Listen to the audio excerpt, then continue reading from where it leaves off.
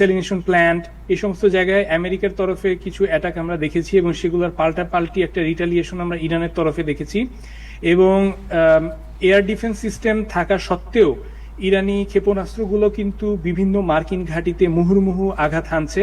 এবং আমরা জানি যে প্রায় 3 মাস বিরতির পরে আবার আমেরিকান সোলজারদের প্রাণহানির খবর আমরা দেখলাম। অ্যাটলিস্ট 4 জনের খবর এই দফায় আমরা শুনতে পাচ্ছি এবং নিখোঁজ হওয়ার কথা আছে। সো জিনিসটা আসলে খুবই গ্লুমি এবং খুবই অল আউট ওয়ারের মতো অবস্থায় চলে গেছে।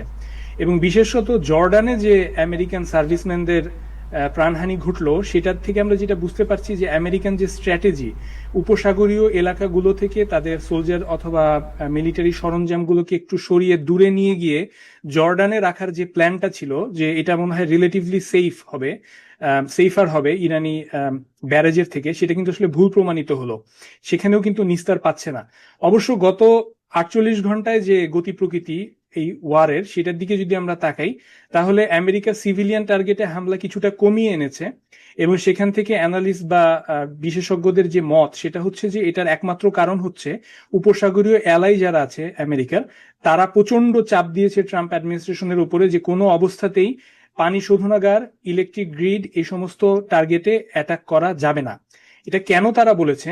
কারণ হচ্ছে যে এটা যদি ইরান এইভাবে রিটালিয়েশন চালিয়ে যেতে থাকে, তাহলে এটা প্রচন্ডভাবে ভয়ঙ্কর একটা পরিস্থিতির দিকে নিয়ে যেতে পারে এই উপসাগরীয় দেশগুলোর জন্য। কারণ এই দেশগুলোর যে সুপেয় পানি, সেটা কিন্তু আসেই হচ্ছে এই ডিস্যালিনেশন প্ল্যান্টগুলো থেকে।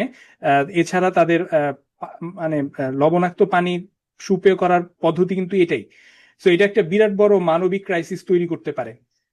এছাড়া ইরান হরমুজ প্রণালী দিয়ে জাহাজ চলাচল একদমই কমিয়ে দিয়েছে। একই সাথে লোহিত সাগরে এবং সৌদির যে সমস্ত অয়েল টার্মিনাল আছে সেগুলোতে অ্যাটাক করার হুমকি দিচ্ছে। ফুজাইরা দিয়ে যে ইউএইর তেল চলাচল হয়, সেগুলোও কিন্তু অ্যাটাকের হুমকি ইরান দিয়ে রেখেছে।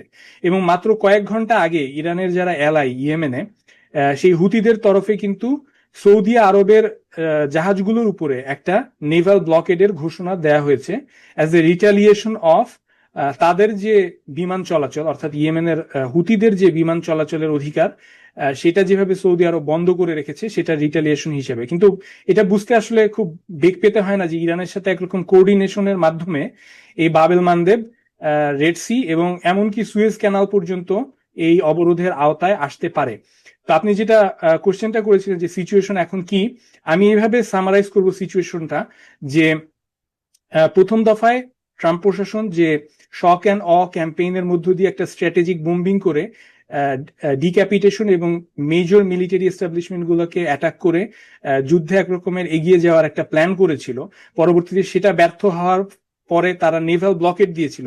সেটাও ব্যর্থ হওয়ার পরে যখন মেমোরেন্ডাম অফ আন্ডারস্ট্যান্ডিং করেছিল, এবং সেটার থেকে আবার একরকমের সাময়িক অ্যাটলিস্ট ব্যর্থতা দেখে আবার যে বোম্বিং ক্যাম্পেইন শুরু করলো, এই অবস্থায় এটা কিন্তু একটা অচল অবস্থা এবং এখানে কোনো সুস্পষ্ট মিলিটারি স্ট্র্যাটেজি দৃশ্যমান হচ্ছে না।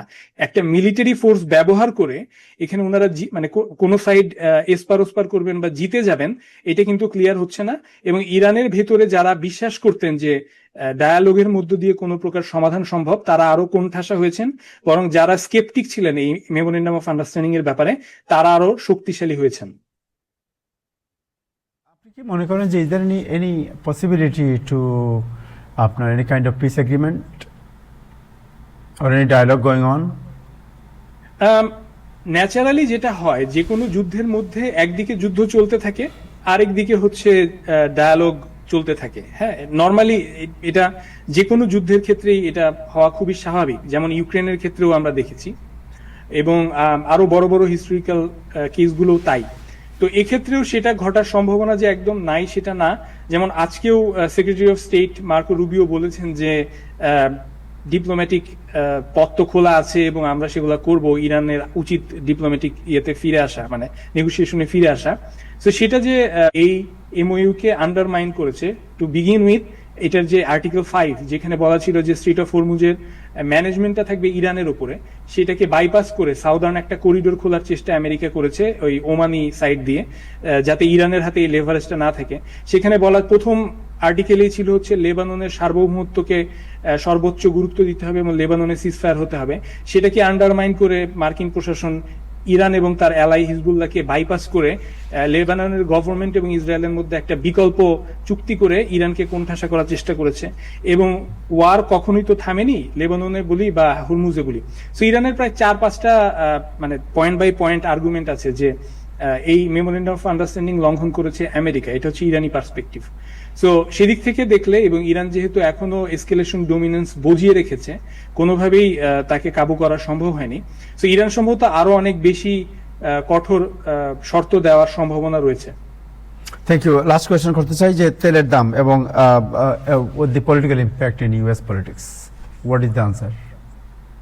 অ্যাবসলিউটলি, এটা আমার মনে হয় সবচেয়ে ইম্পর্টেন্ট কোয়েশ্চেন। এবং আমরা তেলের দামের কথা বলতে গেলে হুরমুজ তো বন্ধ হয়ে গেছে আবার, এবং আমরা জানি সেখানে হুরমুজ দিয়ে 20% of the global oil supply আসে।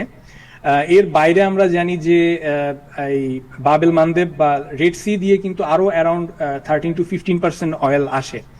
আজকে যে লেটেস্ট ডেভেলপমেন্ট, যেটা ইয়েমেনের হুতিদের তরফে একটা সরাসরি হুমকি সৌদি অয়েল শিপমেন্টের উপরে, এটা খুবই সিরিয়াস, এবং এটা যদি ইমপ্লিমেন্টেড হয় তাহলে হুরমুজের সাথে এটা আরো যোগ হয়ে প্রায় 30-35% গ্লোবাল অয়েল সাপ্লাই কিন্তু বন্ধ হয়ে যাবে। সেটা তেলের দামের উপর ট্রেমেন্ডাস প্রেসার তৈরি করবে, এবং সেটা হলে আরো ভয়াবহ অবস্থা হবে। এবং ডেফিনেটলি আমরা ডোমেস্টিকলি চিন্তা করলে গ্যাস প্রাইস কিন্তু $6-7 পার গ্যালন চলে যাওয়া অসম্ভব কিছু না। তো সেটা যদি হয় তাহলে আমরা জানি মিড টার্ম খুব সামনে, তো সেটা আমাদের যারা আমেরিকান ভোটার্স তারা আসলে কতটা হ্যাপি ফিল করবেন যে $7 পার গ্যালন, সেটা দিয়ে রিপাবলিকানদেরকে তারা কেমন ভাবে ট্রিট করবেন ইলেকশনে, সেটা একটা দেখার বিষয়।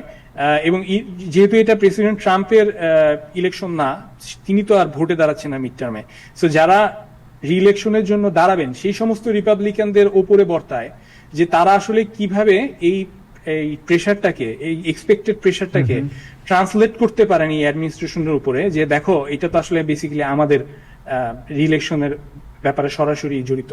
সো সেটা একটা বিরাট বড় দেখার বিষয়, এবং সেখানে আসলে এটা খুবই counter intuitive. It doesn't make any sense যে কেন এই সময় আরো এসকেলেশন করা হবে। একটাই মাত্র লজিক বলা হয়েছে যে আমেরিকান লাইফ যখন স্পেন্ড হয়, সেটা যে নেসেসারিলি আমেরিকান রিজলভকে খাটো করে বা আমেরিকার যুদ্ধ করার যে মনোভাব সেটাকে কমিয়ে দেয় তা তো না। এটা র্যালি অ্যারাউন্ড দ্য ফ্ল্যাগ একটা ইফেক্ট হয় যে হ্যাঁ আমাদের মানুষরা শহীদ হয়েছে বা মার্টার্ড হয়েছে, তাদের রক্ত আমরা বৃথা যেতে দেবো না, এরকম পলিটিক্যাল রেটরিক বাজি তো করাই যায়। সো এটা ছাড়া আর কোনো সেন্স অ্যাটলিস্ট এখন পর্যন্ত আমি মেক করতে পারছি না যে ওয়াই নাও, যেহেতু মিড টার্ম খুব সামনে। Thank you so much, thank you, আপনাকে অনেক ধন্যবাদ। Anybody have any question two